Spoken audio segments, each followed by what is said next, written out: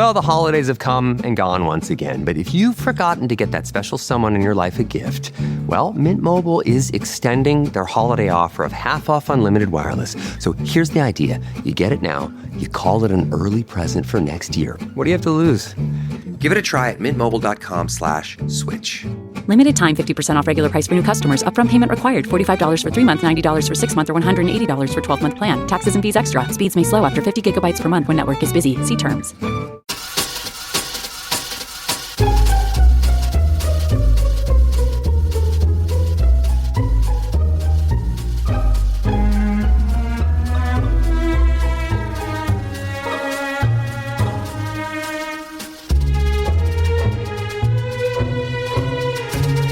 Welcome to the Going to Killing City podcast, a historical look at murder in Kansas City. Here are your hosts, Jamie Green and Alex Greenwood. Welcome back, everybody. It's the season finale, season 2, Going to Killing City. I don't know how we got here so quickly, but we are here. Alex Greenwood, how are you, sir? I'm well, thank you. How are you, my evil twin? Now, I got to give a shout out here before we delve in, Alex, because we have like hundreds of new listeners. Literally, right? A bunch of new people who've come in, and the last 4 episodes now are the most popular episodes. So it's great. Lots of new people on. So if you are a newbie and just join us, we are so happy to have you. We are all about historical murders in Kansas City that are strange and weird. And we don't talk about kids, and one gives a hint about what they're going to talk about, and the other person pairs it with the killer cocktail, and we sip and have story and be stupid for an hour. So thank you so much. I would say, even though I know so many more people have been listening to us, we do not have any new reviews. It's been over a year. We love that we have all 5 stars. So, don't tank it because you're pissed that I asked you to do something. If you're inclined to give us a good review, this is your time. Apple Podcasts, you can write us a nice thing and say how I'm your favorite, or you can just give us 5 stars on Spotify. Either way, it's fine. So, yeah, we would appreciate that. I'm not going to sit here and tell you it's the be all end all of making the podcast succeed or fail, but it is social proof that people enjoy it. So if you're enjoying it, please, we would love it if you do that. And you don't even have to like the man said, you don't have to write a novel about this. Just say, really enjoy it, or it's good fun, or the drinks are wonderful, except when Jamie has a drink, and then it's kind of boring. But they're terrible. They're terrible. He was teasing me offline, so I get to hit back online a little bit. But thank you all, and welcome everybody. Welcome, Jamie and I really appreciate you. And then one last little housekeeping item we're going to delve in. We have talked about this walking. You guys are probably tired about it for all the iterations as we just free flow it as we are doing the podcast. But we have decided that we will meet in June if we get 10 people say, "Hey, we'll show up," and it's free. It's a walking tour. We're going to start at, of course, the Hotel President, which Alex did such a great job on that episode on No-Tell Hotel. We're going to No-Tell Hotel. Yeah. We're going to go walk by the Ambassador, which, of course, is working overtime for murder. Yeah. Oh, yeah.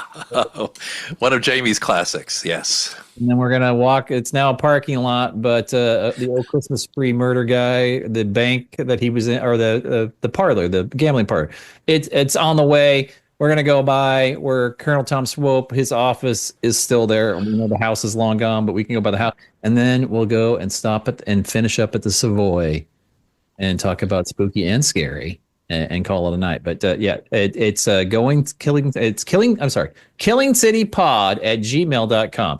Once again, for our listeners at home, killingcitypod@gmail.com. It will be in the show notes. That's how easy it is. So if 10 of you schmoes say, yeah, we'll show up, we'll be there. And if you don't show up, we're still going to drink and be stupid with each other. But it would be cool. I think you'd enjoy it. We'd enjoy it. And have a good time, and we'll have to brush up. Some of these cases have been a couple of years. I'm going to have to re-look at my notes on some of them, but I think we could pull it off. Well, and Jamie, you have the better memory too, because you know me, it's in one ear, out the other, and I'm like, okay, even the ones I talk about. So, like this one, I'm going to forget it as soon as we're done. Did you watch Honky though? That's what I want to know. Did you tap in and spend 2 hours of your life watching the Opus? I did not. I did not. No, I didn't. but I will. I don't think anybody. It's an hour and a half. I think about 8 minutes is what I actually saw because I just get. Anyway. Yeah. So this month's episode is, of course, Alex's, and his hint to me was I had to write this down, Alex. Follow your bent nose. So his hint, follow your bent nose, and to me, that sounds like a old-fashioned saying. Jeez. I'm with the old-fashioned, and just coincidentally, this month's sponsor, West Bottom Whiskey, actually has a pre-bottled old-fashioned. So if you're not Alex, if you're not scraping and shaking and whatever the hell else he's doing over at his home bar, 975 steps to get down. If you're closer on my side of the scale, where you're just like, okay, 3 things, let's go, bam, bing, bang, boom, and that's about it. If you're even less than that, this is your thing, because first of all, the old-fashioned, I think we can all agree, it's like the entry drink for a bourbon. If nobody's ever had a bourbon before, because it's sweet and it goes down easy, the old-fashioned is a very easy drink. And then secondly, you don't even have to worry about it because it's already been pre-made. But West Bottom's Whiskey has won best old-fashioned for a number of years in Kansas City, and they started bottling these back in 2021 during the hard lockdown, getting people their booze. And I mean, it's not up to me, but that kind of work is, Congressional Medal of Honor, I think. Totally is. Totally is. Too, it's just bourbon, it's bitters, it's some little sugar, and whatever garnish. Some people like cherries, some people like a little bit of orange. A rocks glass, you muddle and go. But I'll tell you what, I'm here to tell you that our wonderful sponsor, West Bottom, I went down there and just had a delightful time meeting Alex and the gang. And if you haven't been there, you owe it to yourself to check it out and pick up a bottle or two. They've got a really nice selection there, and that's really the most comprehensive location to go buy their stuff here in the city. It's so funny. I have friends I've been telling about the bottle we had last month. That is, I only have this much left, but I've been telling my friends about it because I got friends who are scared to death with these tariffs. They're Scotch drinkers, and they're like, what am I going to do? And you know what I said? You're one, yeah. But am I crazy, or is that peated? Scotch flavor to it, yeah. Yeah, it'll get you by. And listen, if you like a good sipping spirit, you can't do any better than West Bottoms. Amen. And it's a small business. It's every time I see Alex, the other Alex, the West Bottoms Whiskey Alex, that guy's working like a dog, man. A dog. Yep. And just one of the nicest guys you're ever going to meet. Tell him, hey, if you go to West Bottoms, go down there. Tell him Jamie and Alex from Going to Killing City sent you, because I'll tell you what, we're going to try to. I mean, it's not a massive space, but it's big enough where we could maybe get a corner and do an episode or something. Right between our houses. Yeah, there you go. Yeah. All right. Well, sir, the floor is yours. These are always fun when I can just sit here and. Yeah, I know. But, it's also fun when you can just kind of guide us on a little journey through history and Kansas City history, which is what we do here. And, Jamie mentioned earlier the conceit of the show. Which, again, I always give credit to, this is Jamie's baby. And I just was so flattered 2 years ago when he said, hey, this is the concept. You want to do it? And I just was so intrigued by the idea of killer cocktails, Killing City as in KC, the whole thing. Jean Peters Baker, great guest recently, who's like, hate the title of the show, but she enjoyed, I think, being on it. And the whole point we're trying to make here is that any city has its share of mayhem and murders. Kansas City is no exception. So I thought about that as I knew we were closing out the end of our second season, so we could take a little break before we see y'all, hopefully live and in person, in a couple of months. And I thought, well, we talk about walking around, doing a walking tour. We've been talking about this. Well, I thought, well, why don't I walk you through some places you probably heard on this very show, but maybe some other things. So when you think about it in particular, I wanted, one of my hobby horses, because one of my episodes was about the KC Cosa Nostra, about the mob influences on Kansas City and Las Vegas and all those things.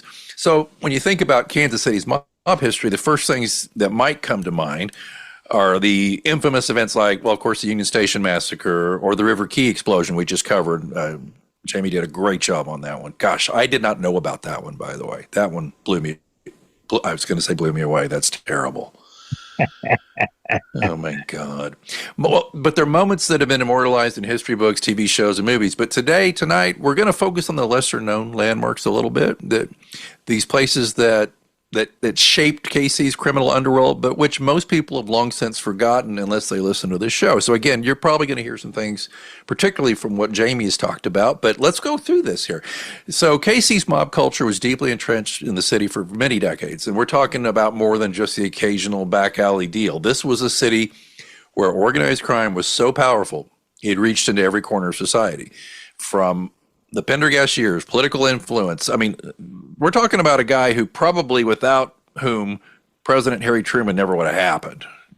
I'm not saying he controlled the president. I'm saying he got Harry his start. And anyway, so from political influence like that to local business control, KC's underworld operated in plain sight, often under the guise of legitimate establishments.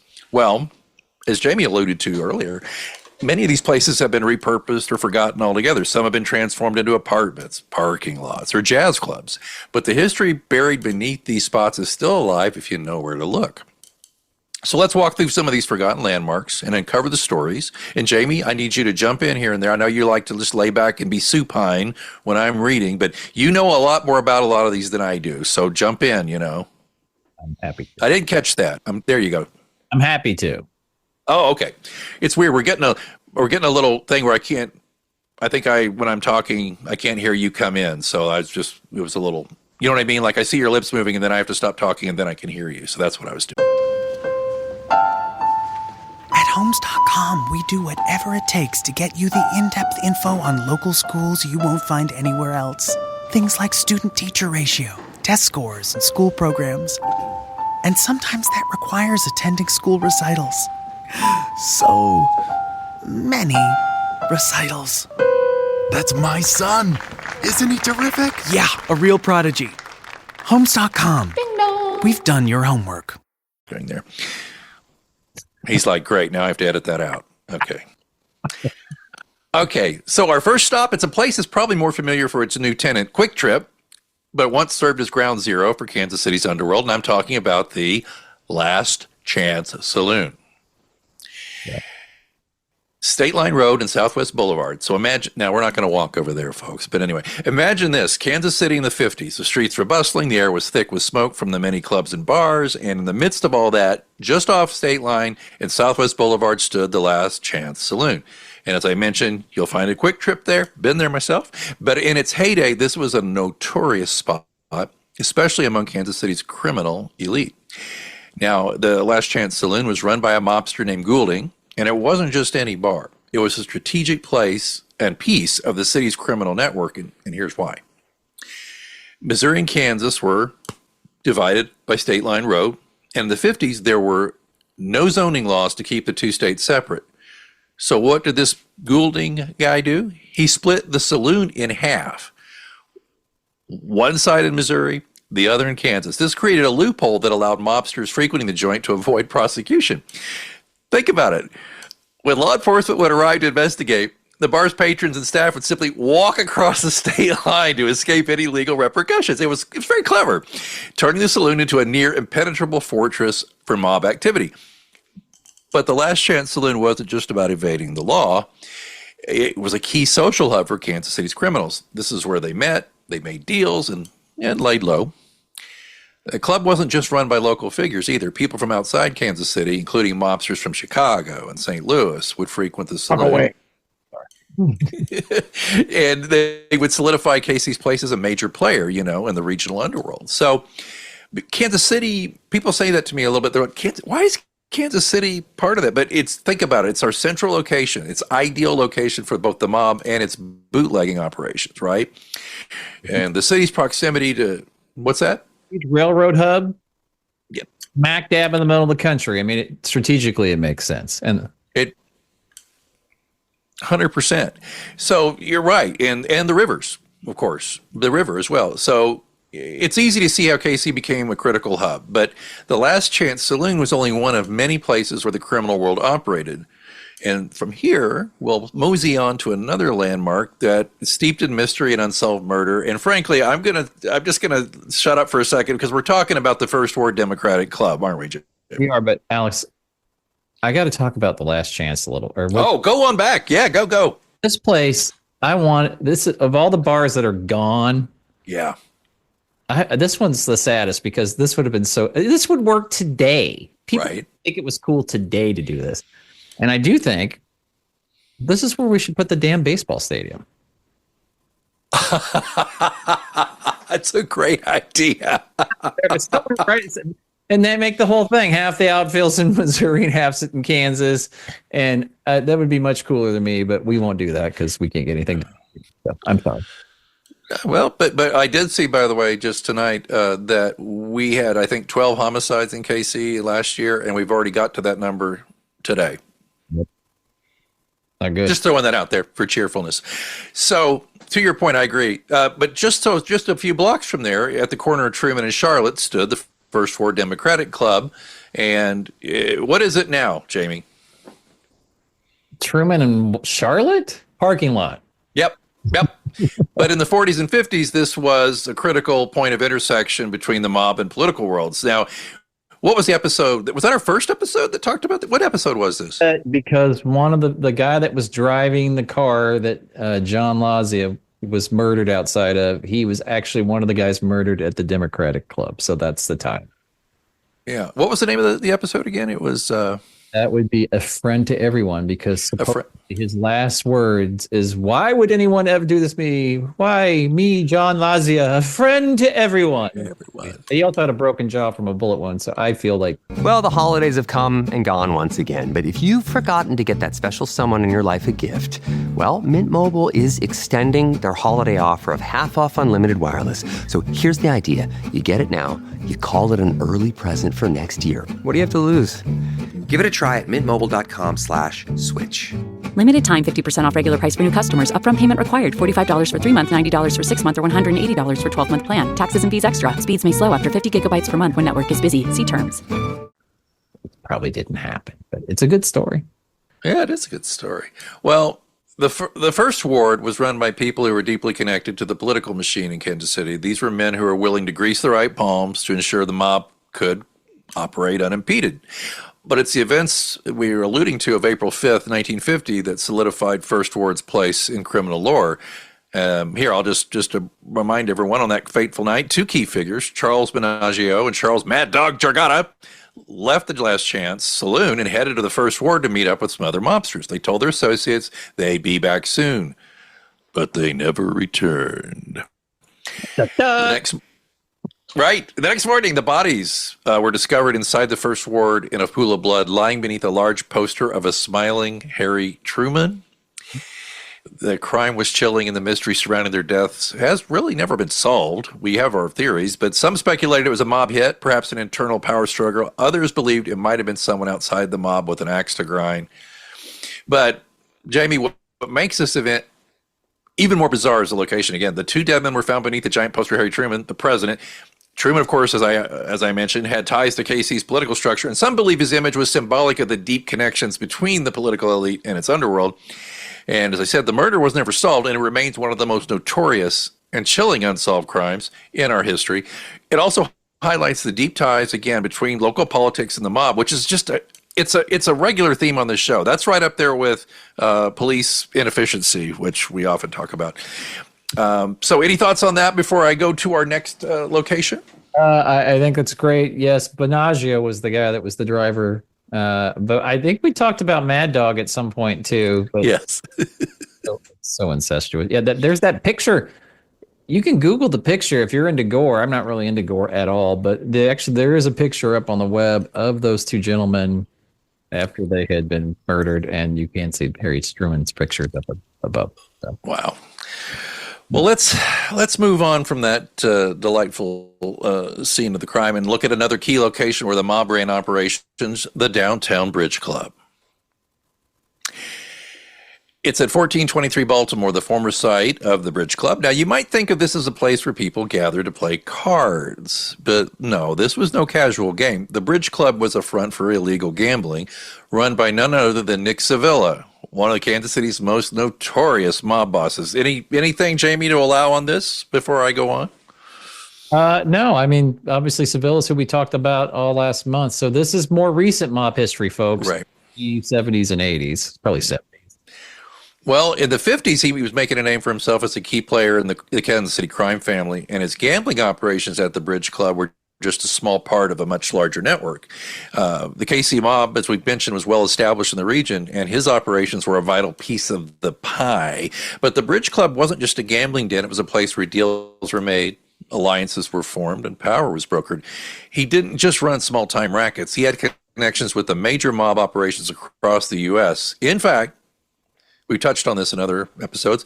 Kansas City was a critical player in the infamous Las Vegas casino skimming operation. Mobsters in Kansas City, by the way, if you've seen Casino, mobsters in Kansas City worked hand in hand with their counterparts in Vegas to skim money from the casinos and funnel it back to the city.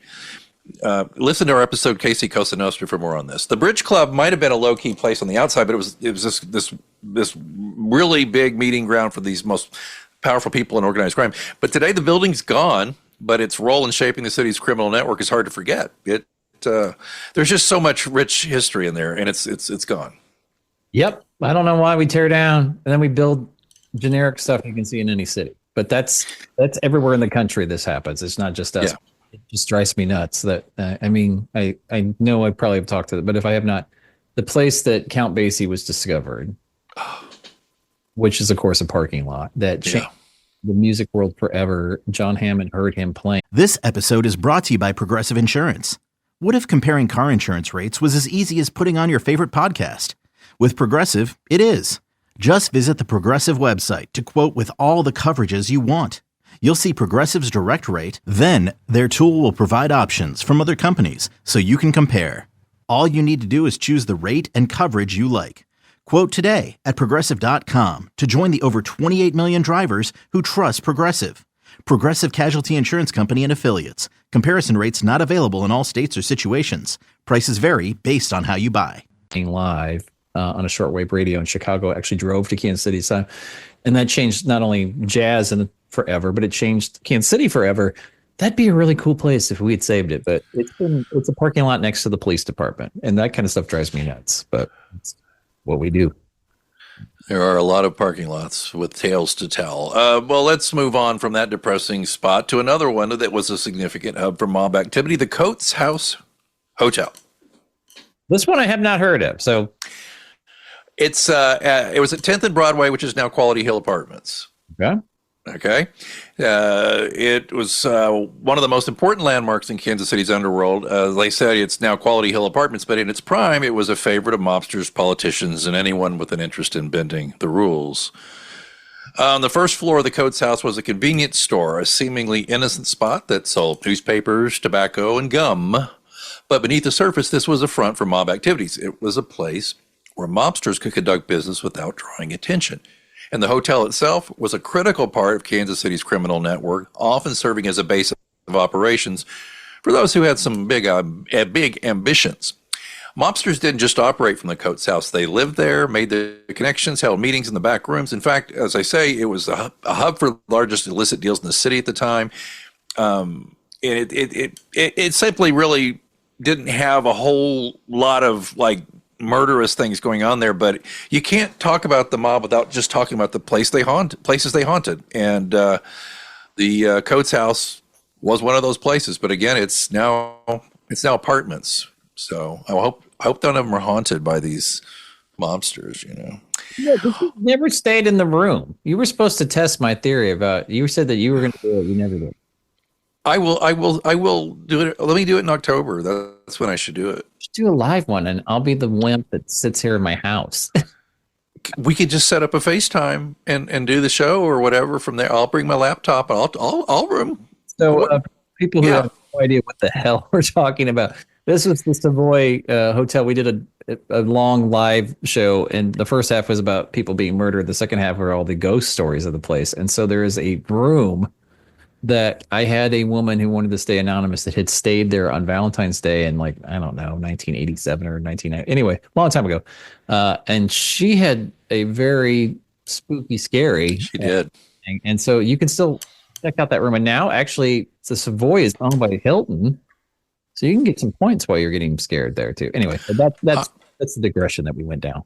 I am a Hilton Honors Gold member, so I might get a free bottle of water too. Maybe two. Hey, look out. I'm telling you, James Bond in action here. Okay, next up at 8th and Central, you'll find the Phoenix Jazz Club. Yes. Been there many times. Yes. Today, but before that, it was a haven for music lovers. Before that, it was Tallman's Grill. And this was a place where Kansas City's mobsters gathered not just for a meal, but for a bit of socializing between illicit activities. So mobsters from the 30s and 40s would meet there to relax, but it wasn't all about food and drink. This was also where they would discuss race results, plan their next moves, and exchange info. It may be a jazzy venue today, but it still holds the echoes of those dark days when Tallman's Grill was a meeting ground for the most notorious figures. These were these people, it's hard to express that these were not just these caricature criminal type things. These were, I'm not going to say they were all criminal masterminds, but they were definitely very, very intelligent and knew what they were doing. They said that if you use this for legitimate, you'd be a really successful business person. Yeah. Yeah. They want to make it the buck quicker. So they don't, it's like, yeah, that's, it's a business, whether it's, real or illicit, takes a lot of work. So, yeah. I mean, Jamie, they control more than just the underworld. They control neighborhoods, the unions, and even the very fabric of Kansas City's economy. And Tallman's Grill is a great example of how they could operate in plain sight, just blending seamlessly into the KC social scene. So, whether they were at Tallman's Grill, the First Ward, or the Coates House, Kansas City's mobsters didn't just hide in the shadows. They thrived in the light. All right. Now, you might be wondering, why should we care about these old landmarks? What's the point of looking back at a time when Kansas City's criminal underworld was at its peak? Well, to me, the answer is simple. These places are obviously part of our city's history. They're more than just abandoned buildings or parking lots. They represent a time when Kansas City's fate was shaped by a complex web of power, corruption, and crime. The Last Chance Saloon, the First Ward Democratic Club, the Bridge Club, the Coates House Hotel, and Tallman's Grill weren't just rando locations. They were the beating heart of the KC underworld. And the legacy of these places is still with us. Look at us. Here we are, 100 years even later, still talking about it, right? And I think that a lot of the foundational acts they committed and the things they started and the things that were built that are still around, a few things, they shaped the way we think to this day about crime and power and politics of the city. So, as Jamie said earlier, if we're walking down some of these streets, that's why we'd love for you to join us to think about what might have happened on these very streets in the past, because Kansas City's mob history is still here and it's waiting to be uncovered. See, I even found something Jamie hadn't heard about, just one thing on here, but just that was something. So there's a lot of other ways to experience this stuff, and maybe we'll talk about that down the road. But I don't know, Jamie, just you and I have been talking and woollying this idea of a walk-in tour, or even for a while we were going to do something else a little more involved. And I thought, well, why don't I just kind of do a little circle around town talking about mob places? So that's where we are. No, I loved it. There's a lot of things that's fun about this podcast. You and I both write a ton. Yes. Good job. It's interesting, different styles, right? You're much more, you can tell you wrote a ton of fiction, and you're much more setting the narrative, and it's great. You do such a good job with it. And then mine, thank you. The journalism, short declarative sentences, yes, quickly and stuff. That's just how I write. There's not a right or wrong. I can't say I'm right answer, but it's a delight to hear your prose. I always appreciate it. Oh, well, thanks. It gets a little purple at times, but I'm having a good time. But I like your journalistic approach is really beneficial too. You're to me you're closer to Robert Stack on Unsolved Mysteries because you're just like, yeah, this is what happened here. Well, he doesn't get real. The reenactments maybe is more. I'm more the cheesy actor in the reenactment is what I'm saying, and you're like, this is the definitive thing that happened here. But I always, my favorite thing about it over the past couple of years of doing this with you though is when you'll say, and Alex, get ready for this, or you'll be like, and yes, the head was found in the backyard, or whatever, and you just keep going. I'm like, oh my God, did he just say that? I love it. Jesse James Jr. Yes, about Jesse James Jr. Oh man, man, have you looking back since we're at the end of another season here, basically, I can believe it. Actually, there is such a hunger out there for true crime. But again, back to you, plaudits to you for coming up with a really, I think, a fun conceit, and I'm enjoying it. In fact, it's just so funny. I've alluded to the fact that I work a lot of hours and I drive a long way to work and everything, and this is like hour 15 of my day, but I've been looking forward to it all day because get to hang with you, but also just talk about some crazy stuff. It's just a blast. Really enjoying it. I just love a good story. Yeah, absolutely. A good story. It's that's why we're not procedural people. We're not going to. I think the closest was the Jean thing, and that was just because she did it. It wasn't us. No, I think we're more about that's what I said. We're just two Gaelic doofs on a bar having a drink, and we're telling the story, and I think that's what it works well. So I'm having a blast too, and like I said, it's growing by leaps and bounds. And so for all of our new listeners, hello, and I know we've had some people with us since the very beginning. Yes, and we especially love you hanging in with us. But yeah, we're gonna take off 3 months. KillingCityPod@gmail.com again. If we get 10 people say, hey, we'll show up. We'll find a date that works, and then we'll just do a little walking tour. We can just we go by the Phoenix. That's on the way. I think it's like half a block from the Savoy. It's like right there. So yeah, that'd be good. And then only thing else, I know what I'm doing already for August. All right, but before you tell me your hint, can we just thanks again to our most stalwart sponsor, West Bottoms Whiskey Company. Thanks, Alex and the crew there. There'll be a link in the show notes because do that item to that ingredient, that vital ingredient. Really, it's all the ingredients in one bottle. We will put a link to that in the show notes. But we just want to thank Alex, and of course, we've had a lot of sponsors over the past couple of years. But so we want to thank them all. We hope that every one of them, in particular, if you're trying one of the killer cocktails and you want to keep it real. Go buy those local Kansas City brands and tell them the guys from Going to Killing City sent you. We'd appreciate it. All right, buddy. Well said. All right. So your hint for August, you get 3 months.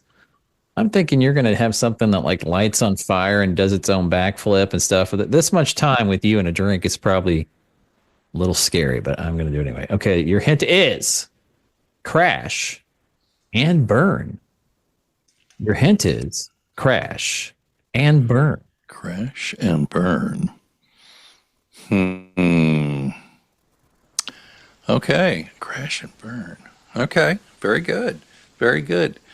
Me again, car bomb. What I missed that car bomb. If it was me making this drink, I would just be lazy and just make an Irish car bomb. Oh my goodness. Oh my goodness. Well, yeah, you probably would, dude. Gosh. Yeah. I'm typing this so I don't forget. Okay. But I will. I have no excuse not to come up with something pretty special. But you know what? I'd like to remind everybody too, please follow our social media to get updates about whether we're going to do the walking. Jamie, did you want people just to email and say, I plan to meet y'all depending on the date and all that? We got to get that figured out. So I will just ask you, please check our Facebook page. It's easy to find. Just search Going to Killing City podcast and go to their Facebook page. And we'll try to get a date nailed down within a month of the time in June at the very latest, and that way you have plenty of time to plan. I know a lot of people go on vacation or get married in June or whatever it is. I don't know. I'm not going to do either, but yeah. Well, and then we'll let you know where we'll be. And but don't forget, you can email us at any time at killingcitypod@gmail.com. We want to hear from you. It is the great honor that you listen. It's wonderful when you do a review, but it's even better when you send us a note and talk about something that's happening with you or something you want us to talk about in season 3. I know it. It's nuts. But it's been great. I already know like 3 or 4 I want to do. So I will use this time to research mine. So that would be good if I had them all like you. Gosh, you're so efficient, and, and all that stuff. So I get bored and I'm like, hey, let's look at that. And then I have a spreadsheet where it's like, let's start looking. Anyway. And folks, real quick, even though we're going away from new episodes for the next 3 months, we are going to have a live event, a live stream on May 15th and June 15th, where we're going to talk about some of our favorite episodes, some of our favorite cocktails, make it interactive. You can ask us questions, more details on that, but just hold May 15th and June 15th. We're not going to leave you hanging for a whole 3 months. Just want you to know. All right. Have a great rest of your spring, everybody. We hope to see you at the walking tour. If not, we will be back on August 15th. Until then, have a cocktail and relax. Cheers.